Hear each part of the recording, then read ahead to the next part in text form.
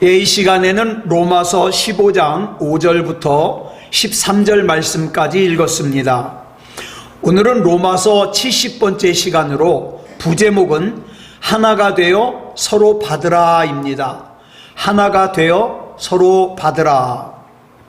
로마서는 구조상 두 부분으로 나누어진다고 서두에서 말씀을 드렸습니다. 로마서 1장부터 11장까지는 기독교 교리에 대해서 기록하고 있습니다.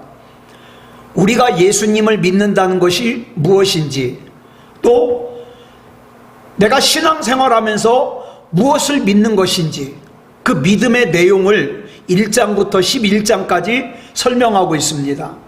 그리고 이제 12장부터는 내가 그리스도 예수님을 믿는다면 그러면 나는 믿는 사람으로서 어떻게 살아야 되는지 기독교 윤리에 대해서 가르쳐 준다고 했습니다. 그런데 기독교 윤리를 다루는 이 뒷부분을 엄밀하게 구분을 하면 그 내용이 오늘 본문인 로마서 15장 13절에서 끝이 납니다. 그리고 이제 그 뒤에 이어지는 14절부터는 부록이에요. 다음 주에 살피는 이제 다음 주 말씀부터는 부록입니다. 이 부록 부분은 뭘 기록하고 있느냐? 이 편지를 기록한 바울과 복음과의 개인적인 관계, 이걸 이야기하고 있고, 로마에 있는 그리스도인들에게 개인적인 문안 인사를 기록하고 있습니다. 이렇게 로마서 15장 14절부터가 부록이기 때문에 로마서 15장 13절은 기독교 윤리의 마지막 구절일 뿐만 아니라 로마서 1장부터 시작돼 가지고 여기까지 온 로마서의 본 내용의 마지막 구절이라고 할 수 있어요. 그런데 만약에 이 로마서 말씀이 15장 13절이 아니라 12절에서 끝났다면 우리는 참 신앙생활하기가 고단했을 거예요. 왜냐하면 우리가 기독교 교리를 추구하는 것도, 또 기독교 윤리를 사는 것도 순전히 뭐예요? 내 능력으로, 내 의지로, 내 결심으로 살아야 될 것이기 때문이에요. 그랬다면 신앙생활 제대로 할 수 있는 사람 거의 없죠. 아마 중간에 다 자포자기했을 거예요. 그런데 로마서의 본문 내용이 로마서 15장 13절로 끝남으로써 우리는 누구를 바라볼 수 있느냐? 그렇게 부족하고 연약한 나를 인도해 주시는 소망의 하나님을 바라볼 수 있거든요. 자, 로마서 15장은 저와 여러분이 그리스도인으로서 강한 믿음을 가진 사람으로서 내 신앙이 성숙해 간다는 것이 무슨 뜻인지 이걸 가르쳐주고 있잖아요. 그리고 내가 강한 믿음을 가진 사람으로서, 내가 정말 하나님이 확실하게 믿어지는 사람으로서 내가 어떤 삶을 추구해야 될 것인가, 이걸 가르쳐주고 있어요. 그래서 이 시간에는 이제 로마서의 본문의 마지막 부분이에요. 이 본문의 마지막 부분을 이 시간 살펴보겠습니다. 자, 본문 5절부터 보겠습니다. 시작. 이제 인내와 위로의 하나님이 너희로 그리스도 예수를 본받아. 자, 요거가 여기까지예요. 내가 여기서 왜 잘랐지? 다시 앞부분부터 읽겠습니다. 시작. 이제 인내와 위로의 하나님이 너희로 그리스도 예수를 본받아 서로 뜻이 같게 하여 주사 한 마음과 한 입으로. 자, 여기서 말하는 예수 그리스도를 본받는다는 건 뭐냐? 우리가 그리스도인으로서 마땅히 추구해야 될 것이 뭐냐 이 말이에요. 내가 마땅히 어떻게 살아야 될 것이냐, 이것이 예수님을 본받는 거거든요. 여러분, 예수님께서는 이 세상의 그 어떤 것도 목적으로 삼으신 적이 없어요. 내가 주택부금을 잘 버가지고 집을 한 칸 장만해야지 뭐 이런 거라든가, 내가 뭘 갖다가 어디에다 땅을 사야지 이런 목적을 가지신 적이 없어요. 그래가지고 오로지 예수님의 목적은 뭡니까? 하나님의 뜻을 이루는 거.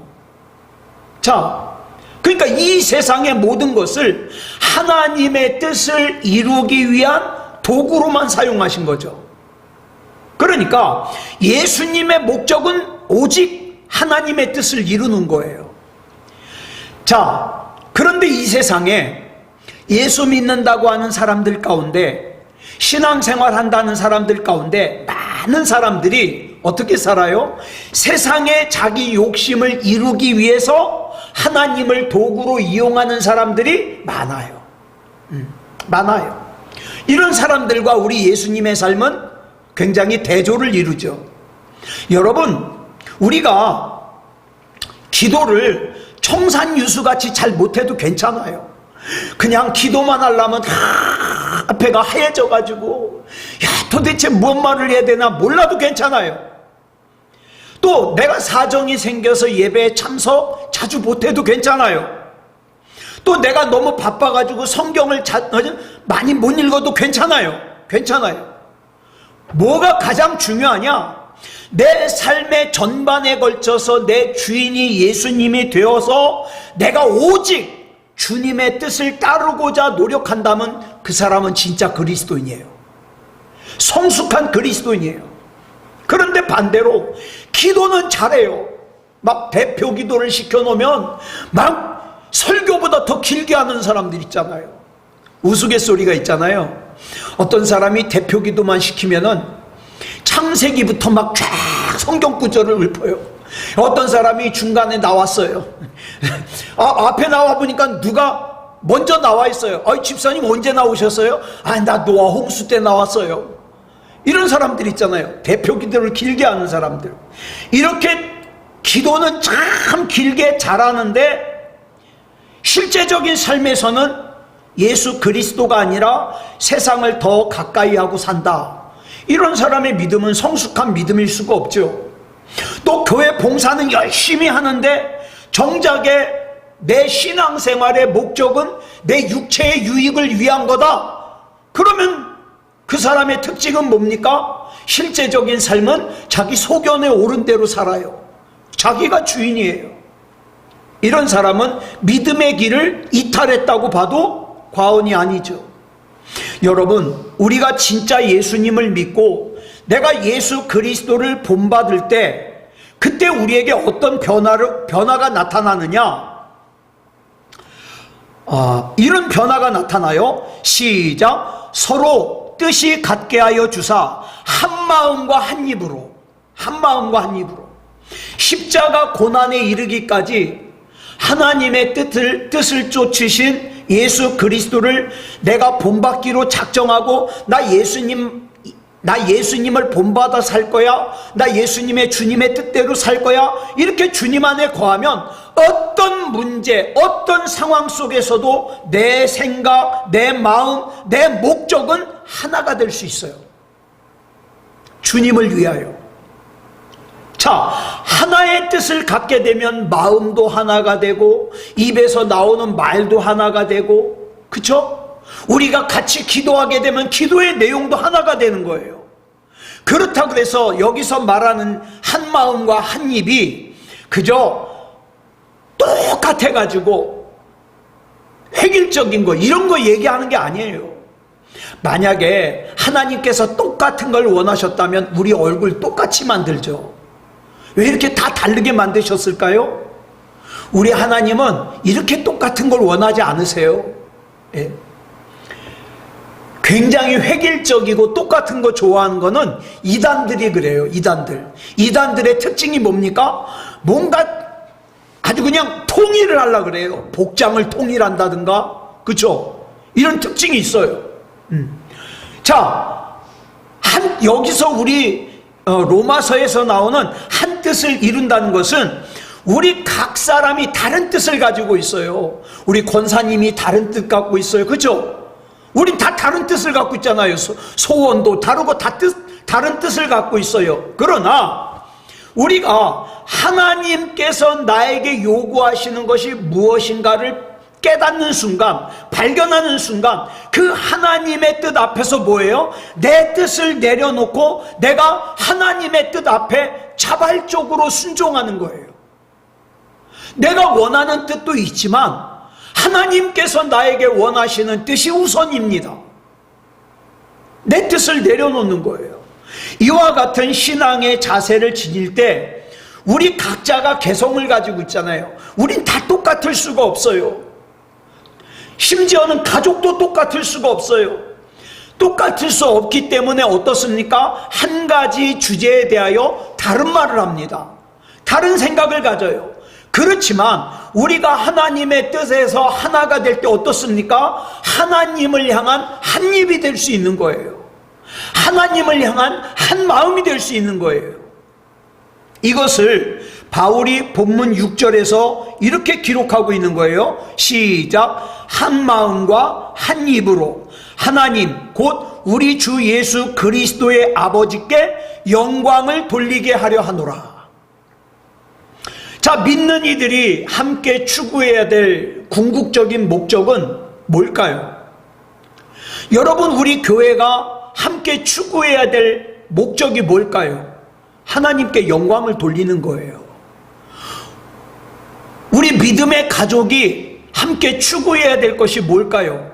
하나님께 영광 돌리는 거예요. 여러분, 우리 가족이 왜 집을 사야 돼요? 그 집을 사는 걸 통해서 궁극적인 목적은 하나님께 영광을 돌리기 위해서예요. 우리가 왜 건강해야 돼요?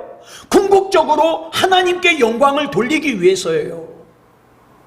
왜 우리가 하나님 앞에 복을 받아야 돼요? 궁극적으로 내가 하나님께 영광을 돌리기 위해서예요. 우리가 어떻게 하나님께 영광을 돌릴 수 있을지를 생각해 보면요, 기도, 찬양, 어떤 사람은 예배 빠지지 않고 참석하는 거, 이런 거 생각하잖아요. 자, 그러면 한번 우리가 좀 더 깊이 생각해 보자고요. 내가 기도하는 것으로, 찬양하는 것으로, 헌금하는 것으로, 예배 드리는 것으로만 하나님께 영광을 돌린다고 생각하기 때문에 그 영광이 온전한 영광이 되질 못하는 거예요. 온전한 영광이 되려면 우리가 뭘로 하나님께 영광을 돌려야 됩니까? 내 일상적인 삶으로 하나님께 영광을 돌려야 돼요. 나는 친구와 만나도 하나님께 영광을 돌려야 돼요. 내가 아침, 점심, 저녁 밥을 먹어도 하나님께 영광을 돌려야 돼요. 그렇죠? 예. 하나님께 돌려드릴 최상의 영광을 바울이 본문 7절에서 이렇게 설명하고 있어요. 시작. 그러므로 그리스도께서 우리를 받아 하나님께 영광을 돌리심과 같이 너희도 서로 받으라. 이게 굉장히 중요한 말씀이 나와요. 여러분, 지금껏 이 세상에서 하나님께 가장 큰 영광을 돌렸던 분은 예수님이에요. 그렇다면 예수님께서 어떻게 영광을 돌리셨는가? 여기 나오잖아요. 그리스도께서 우리를 받아, 이창원이를 받아, 예수님께서 이창원이를 참아주시고 기다려주셔서 이창원이를 받은 것으로 하나님께 영광을 돌리셨어요. 이창원이 약한 거 잘 아셔요. 쉽게 넘어지는 거 잘 아셔요. 시험에 잘 드는 거 잘 아셔요. 그런데 그런 이창원이를 참아가지고 기다려가지고 받아 구원받게 해서 하나님께 영광을 돌리셨어요. 우리가 그 예수 그리스도를 본받는다는 건 뭐냐?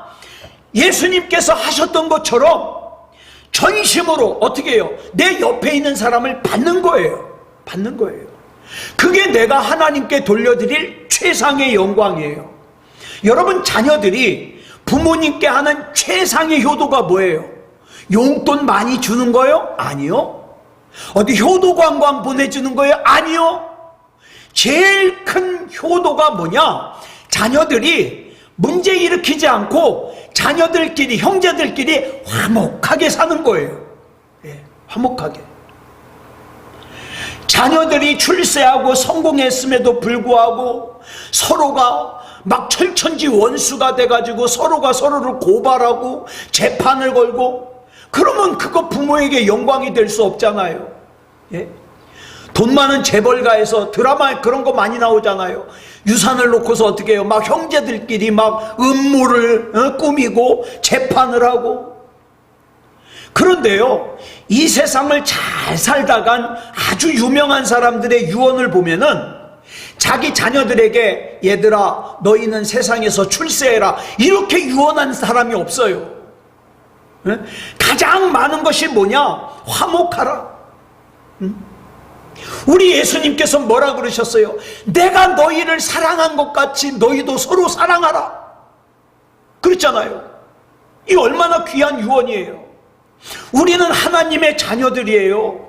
우리가 서로가 서로를 수용하지 못하고 서로가 서로를 미워하고 서로가 서로를 섭섭해하고 서로가 서로를 배척한다면 우리를 자녀로 삼아주신 하나님의 마음이 얼마나 아프겠냐고요. 이런 의미에서 예수 그리스도께서 우리를 받아주신 것처럼 우리가 서로 받아주고 수용하는 것이야말로 하나님께 돌려드릴 수 있는 최상의 영광이요 최상의 효도라고 할 수 있는 거죠. 요한복음 17장을 보면 예수님께서 이 땅에서 마지막으로 그 이 땅에 있는 제자들을 위해서, 더 나아가서 저와 여러분을 위해서 하나님께 중보기도 하신 내용이 나와요. 우리를 위해서. 그 기도의 내용이 21절로 22절에 나오거든요. 무슨 내용인가 한번 볼까요? 시작. 아버지여, 아버지께서 내 안에, 내가 아버지 안에 있는 것 같이 그들도 다 하나가 되어 우리 안에 있게 하사 세상으로 아버지께서 나를 보내신 것을 믿게 하옵소서. 내게 주신 영광을 내가 그들에게 주었사오니 이는 우리가 하나가 된 것 같이 그들도 하나가 되게 하려 함이니이다.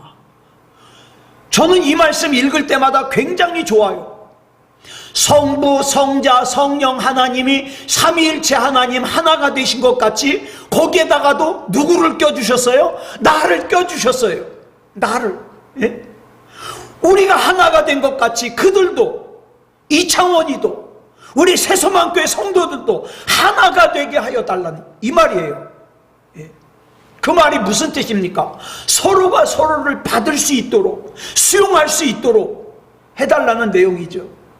그러니까 우리가 서로가 서로를 용납하고 서로가 서로를 사랑하고 서로가 서로를 받아들이는 거야말로 인간이 하나님께 올려드릴 수 있는 최상의 영광이요 최상의 효도라 이 말이에요. 그런데 내가 모든 사람을 받아들이고 수용하는 사람이 되겠다고 선포한다고 해서 그러면 하나님 내가 모든 사람을 다 용서하겠습니다, 모든 사람을 다 사랑하겠습니다 이렇게 얘기한다 그래서 실제로 그렇게 사라지느냐? 그러지 않아요. 그게 쉽냐고요? 쉽지 않아요. 이게 가능하려면 어떻게 해야 됩니까? 먼저 내가 그 상대를 수용할 수 있는 그릇이 돼야 돼요. 그릇을 넓혀야 돼요. 만약에 내 그릇은 요만한데 이 요만한 내 그릇에다가 다른 사람을 거기다가 맞추려고 하면 어떻게 해요? 억지로 구겨놓고 안 들어가는 부분은 잘라내고 하려다 보면 어떡합니까? 상처가 되는 거예요. 내가 다른 사람을 받아들일 수 있는 그런 사람이 되려면 어떻게 해야 돼요? 내가 믿음다운 믿음으로 넓어져야 돼요. 넓어져야 돼요. 우리는 반드시 하나님의 인내와 하나님의 위로와 하나님의 소망으로 엮어진 넓어진 그릇이 돼야 돼요. 네? 그리고 내가 상대방을, 다른 사람을 받아들일 준비와 자세가 되어 있다 하더라도 그 사람이 나를 수용하지 못할 수 있잖아요. 나는 정말 다른 사람을 다 사랑하고 다 용서하고 섭섭해하지 않고 다 그럴 자신이 있는데 다른 사람이 나를 못 받아들일 수 있잖아요. 그럴 때 필요한 게 뭐라 그랬죠? 하나님의 인내라 그랬습니다. 그러면 인내하기 위해서 필요한 게 뭐예요? 하나님이 나를 위로해 주셔야 돼요. 그리고 내가 하나님의 소망 가운데 살아야 된다 그랬어요. 그러니까 여러분, 우리 신앙이 커진다는 게 뭘 의미하느냐? 그릇이 커지는 거예요. 누구라도 다 용납할 수 있는 그릇. 이 신앙의 그릇이 커진다는 건 뭐냐? 더 많은 사람들을 내가 받아들이고 용납할 수 있다는 뜻이죠. 따라서 저와 여러분이 신앙생활을 오래 하고 또 오래 했을 뿐만 아니라 신앙생활을 깊이 하고 하나님 앞에 나의 모든 걸 맡기고 이렇게 진짜 믿음다운 믿음으로 연륜이 더해 갈수록 자연스러운 현상이 뭡니까? 내 옆에 있는 사람들이 편안해해야 돼요. 좋아해야 돼요. 그런데 내 믿음의 연수가 늘어났는데도 신앙생활을 오래 해가는데도 늘 내 옆에 있는 사람이 나를 불편해하고 그 다음에 내가 늘 혼자라면 내 믿음이 올바른 믿음인가 점검해 볼 필요가 있죠.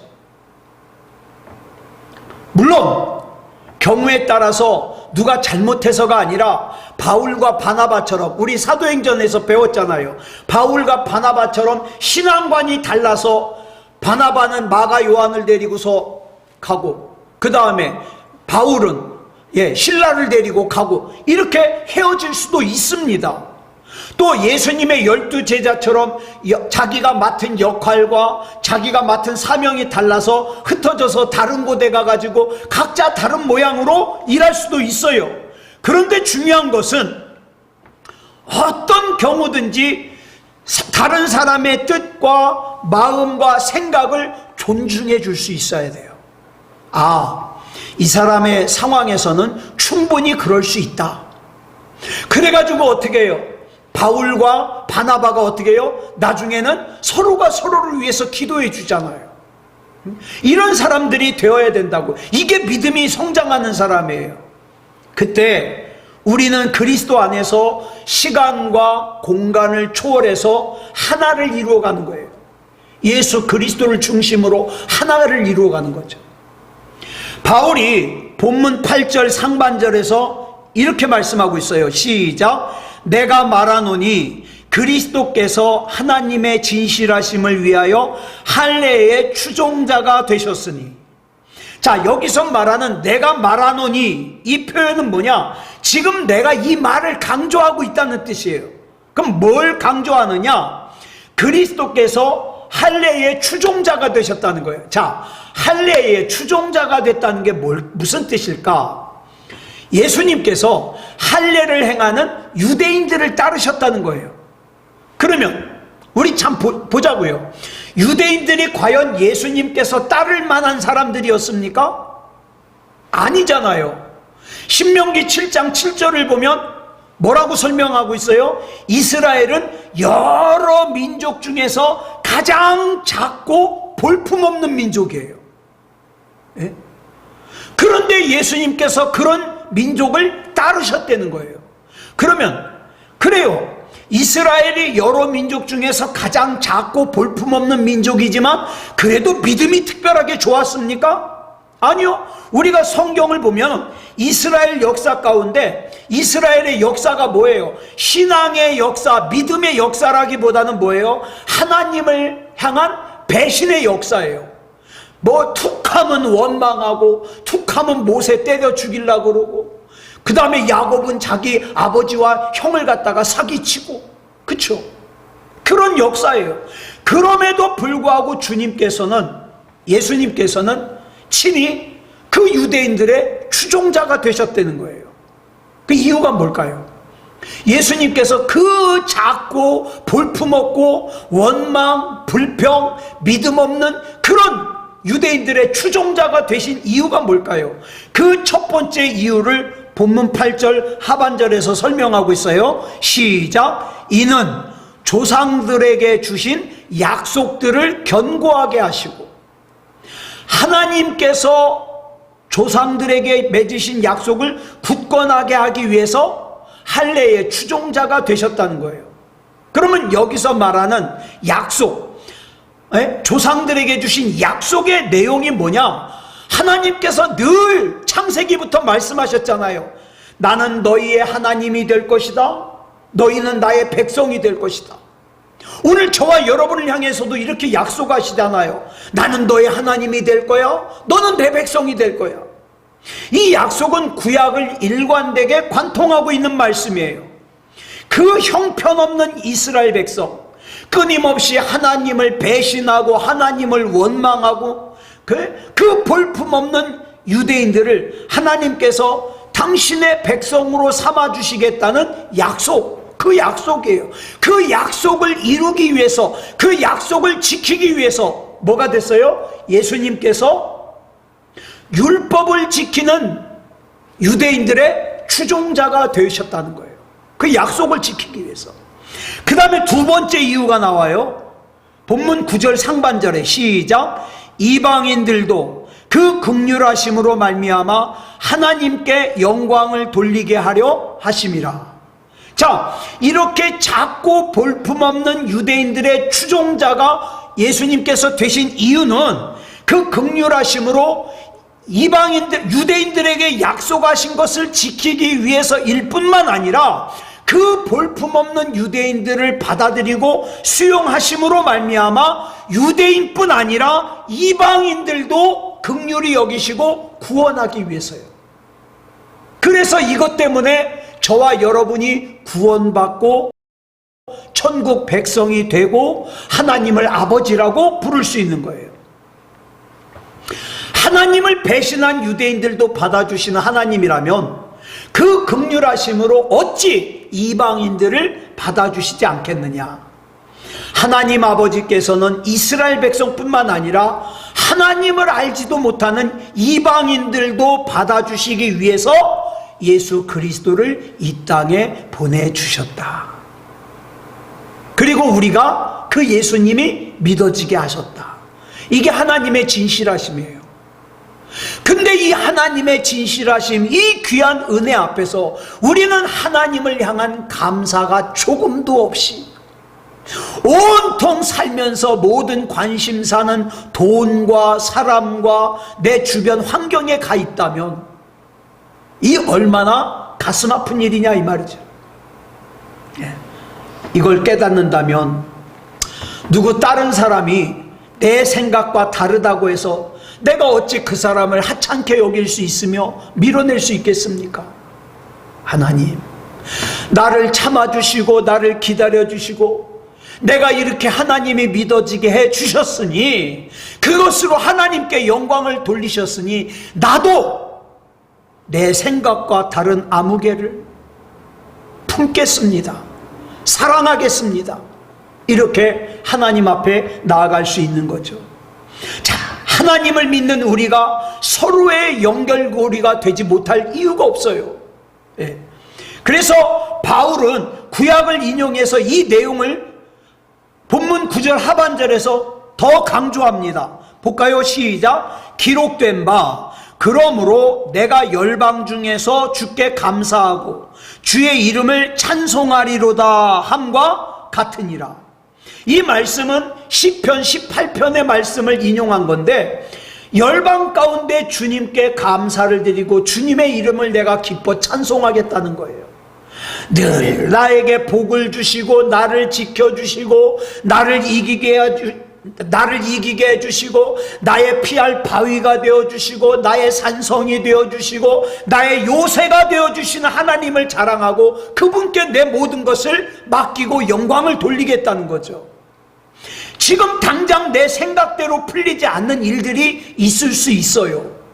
그러나 내가 하나님 앞에 믿음다운 믿음으로 이 믿음이 올바로 돼 있다면 이 문제는 해결되게 돼 있어요.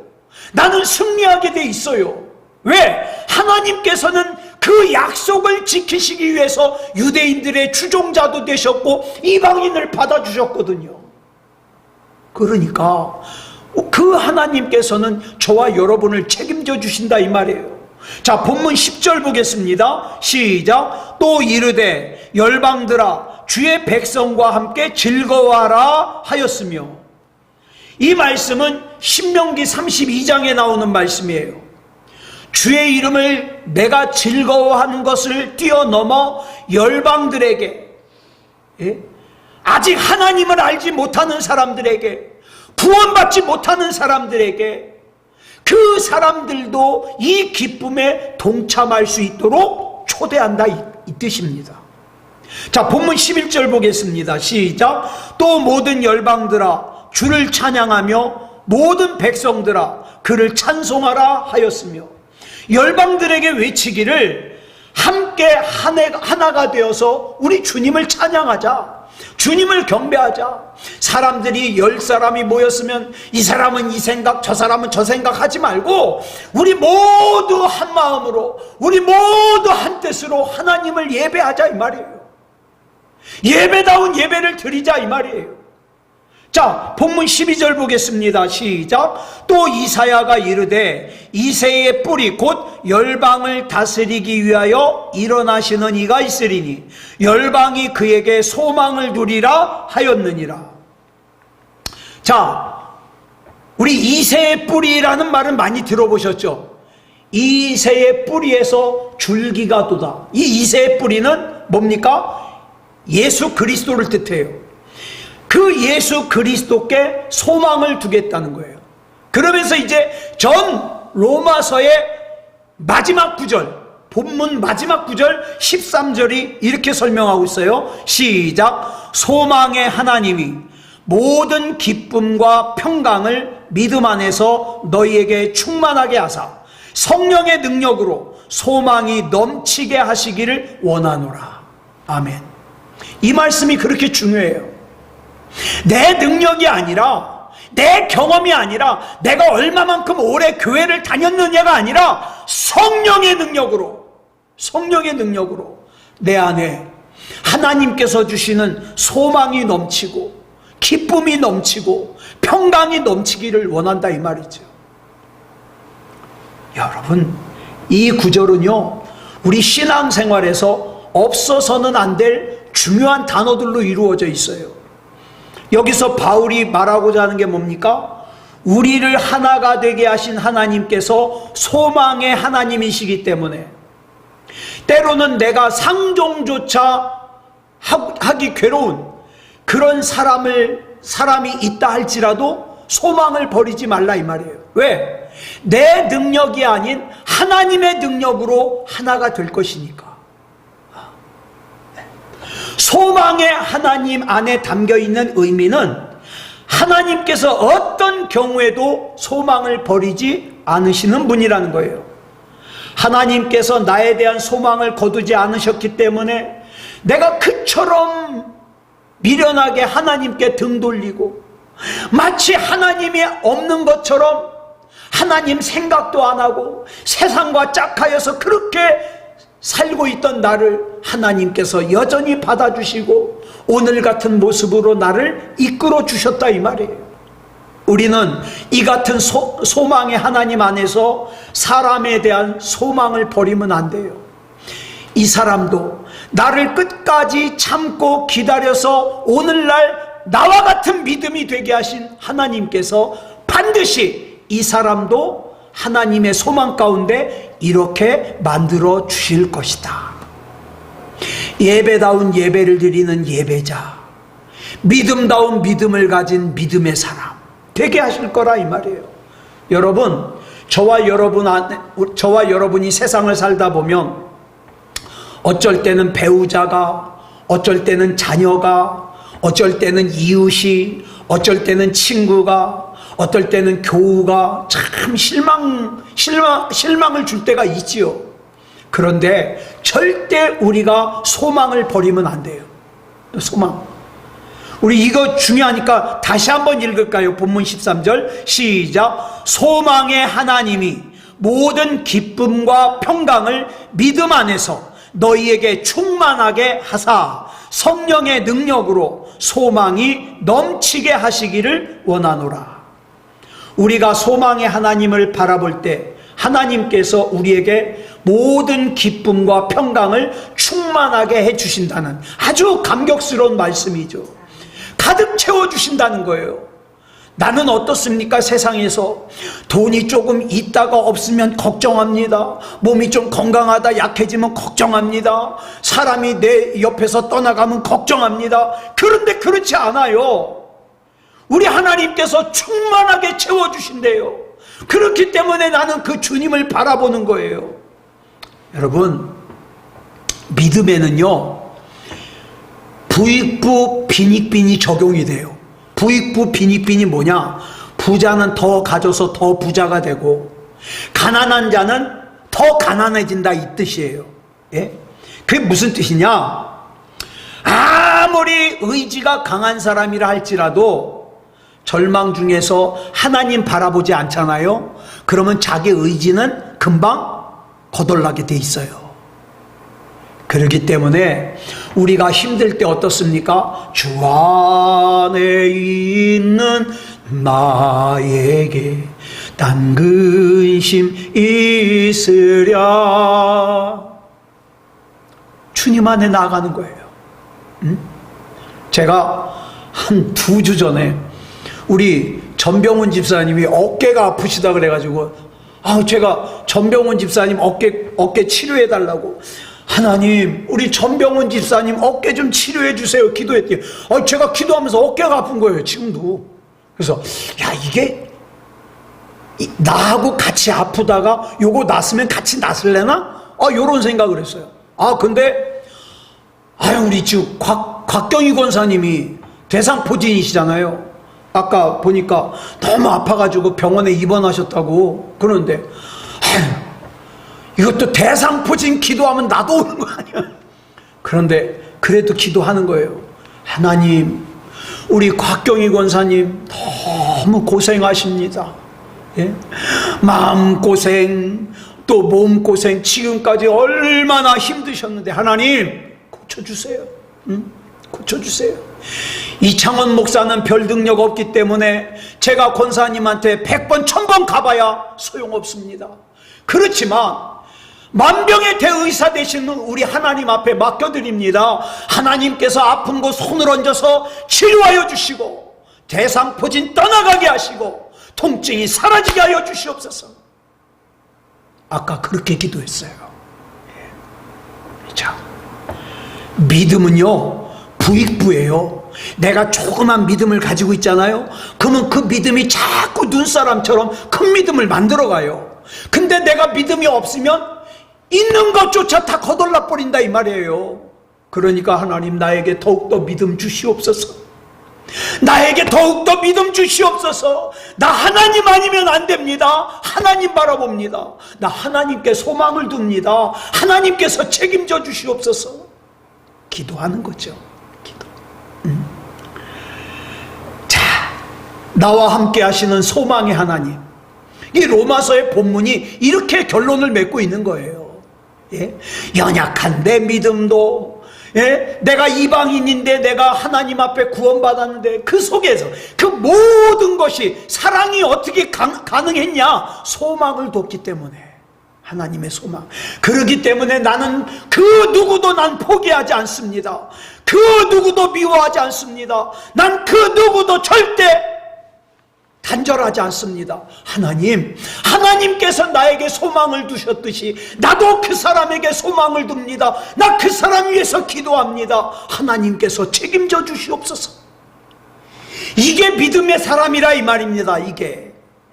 그래서 우리의 삶에 때로 부족한 것들이 생긴다 할지라도 하나님의 은총이에요. 자, 여러분, 내가 만약에 몸이 아파요. 그러면 뭘 깨달을 수 있어요? 내 건강에 부족함이 생겼다는 걸 알잖아요. 또 내 가정에 어려움이 생기면 내 가정에 부족함이 생겼다는 거 알잖아요. 내 일터에 어려움이 생기면 내 일터에 부족함이 생겼다는 거 알잖아요. 그때 우리가 할 수 있는 게 뭡니까? 소망의 하나님을 바라보는 거예요. 소망의 하나님. 여러분, 우리가 부족한 것이 없으면 소망의 하나님 바라볼 일이 있어요, 없어요? 없어요. 그죠? 그저 자기 잘난 맛에 살지. 그러나 내가 부족한 게 있기 때문에 소망의 하나님을 바라보는 거예요. 소망의 하나님께서 나 책임져 주시고 소망의 하나님께서 나 해결해 주실 거 믿습니다. 여러분, 일본의 유명한 여성 작가죠, 미우라 아야코라는 이분이요, 아주 이런 대단한 말을 했어요. 사람이 태어나서 죽을 때까지 부족함을 느끼지 못하고 살아가는 사람은 절대 바른 사람이 될 수 없다. 왜? 소망의 하나님 바라볼 일이 없으니까. 그러니까 지금 나에게 어떤 연약한 부분이 있다면 이것으로 말미암아 내가 소망의 하나님을 바라보게 하시는구나. 하나님, 나 하나님 아니면 안 돼요. 하나님께서 책임져 주세요. 네? 하나님께서 곽경희 권사님 책임져 주세요. 하나님께서 민옥기 권사님 책임져 주세요. 하나님께서 전병훈 집사님 책임져 주세요. 네? 다 책임져 주세요. 소망을 뜻하는 히브리어 단어 카사레는요, 또 무슨 뜻도 있냐? 어리석음이라는 뜻도 있어요. 그게 무슨 뜻이냐? 하나님을 바라보지 않는 사람들이 하나님 앞에 소망을 가지고 바라보는 사람을 보잖아요. 그러면 뭐라 그런지 아세요? 뭐라고 생각하냐? 어리석다고 생각해요. 자, 다윗이 사울왕에게 쫓겨가지고 나중에는 이스라엘에 도망갈 곳이 없어가지고 어디로 갔어요? 적국인 블레셋으로 도망갔어요. 근데 적국인 블레셋으로 도망갔는데 이 다윗이 멀쩡하면 죽일까봐 이 다윗이 침을 질질 흘리면서 미친 척을 했어요. 근데 더 놀라운 게 뭔지 아세요? 그렇게 미친 척을 해가지고 구사일생으로 그 위험한 곳을 탁 벗어났는데 어떻게 해요? 다윗이 감사해요. 하나님을 믿지 않는 사람들이 이런 다윗을 볼 때 어떻게 생각해요? 아니, 왕에게 쫓겨다녀? 적국으로 도망가? 그것도 살아남기 위해서 미친 척을 하고 막 침을 흘려? 그리고 나서 뭘 하나님 앞에 감사할 게 있다고 감사를 할까? 어리석게 봐요. 예. 왜? 소망의 하나님을 바라보지 못하니까. 여러분, 저와 여러분이 돈 때문에 힘들 수 있어요. 건강 때문에 힘들 수 있어요. 사람 때문에 힘들 수 있어요. 어떤 일 때문에 힘들 수 있어요. 그러나 그것이 그저 다른 사람들처럼 원망하고 그러고 끝난다면 그 믿음 없는 사람이죠. 믿음이 있는 우리는 어떡합니까? 소망의 하나님을 바라봅니다. 하나님, 이 일을 통하여 소망의 하나님을 바라보게 하셨사오니 소망의 하나님께서 해결해 주시옵소서. 바라본다 이 말이에요. 네. 이처럼 믿음이 있는 사람과 믿음이 없는 사람의 시각의 차이는 하늘과 땅 차이예요. 자, 우리의 삶 속에 지금 어떤 부족함이라도 있다면 지금이야말로 내가 소망의 하나님께서 나에게 은혜를 넘치도록 소망의 하나님을 바라보도록 믿음다운 믿음일 수 있도록 나를 채워주시는 것을 경험할 수 있는 은혜의 기회라는 것을 아시기 바랍니다. 늘 하나님의 이름을 부르세요. 걸어가면서도 하나님의 이름을 부르시고, 예? 일하면서도 하나님의 이름을 부르시고, 내가 주님과 동행하면 주 안에 있는 나에게는 근심이 없어요. 왜? 소망의 하나님이 나 책임져 주시니까. 그러니까 영국 황제 루이스가 나를 부러워하는 거예요. 세상 사람들이 나를 부러워하지 않아도. 여러분 진짜 믿음이 있으시다면 그 믿음으로 소망의 하나님을 바라보시기 바랍니다. 기도하겠습니다. 사랑의 아버지 하나님, 감사합니다. 하나님의 은혜 가운데 여기까지 왔습니다. 로마서 1장부터 15장 13절까지 이제 로마서의 본문을 우리가 다 나눴습니다. 우리가 뭘 믿어야 되는 건지, 또 믿음을 가진 우리는 어떻게 살아야 되는 건지 밝히 깨달아 알게 하시고 믿음다운 믿음이게 하여 주시옵소서. 이제 남은 4시간 동안에 부록으로 딸려있는 뒤의 내용을 살필 때 하나님, 그 뒤의 내용도 잘 깨닫게 하시고 우리가 정말 로마서의 말씀에 굳게 서서 어떤 이단에도 속지 않는 굳건한 믿음의 사람들이 되게 하여 주시옵소서. 소망의 하나님께서 늘 우리와 동행하여 주실 줄 믿사오며 그리스도 예수님의 이름으로 감사하며 기도드렸사옵나이다. 아멘.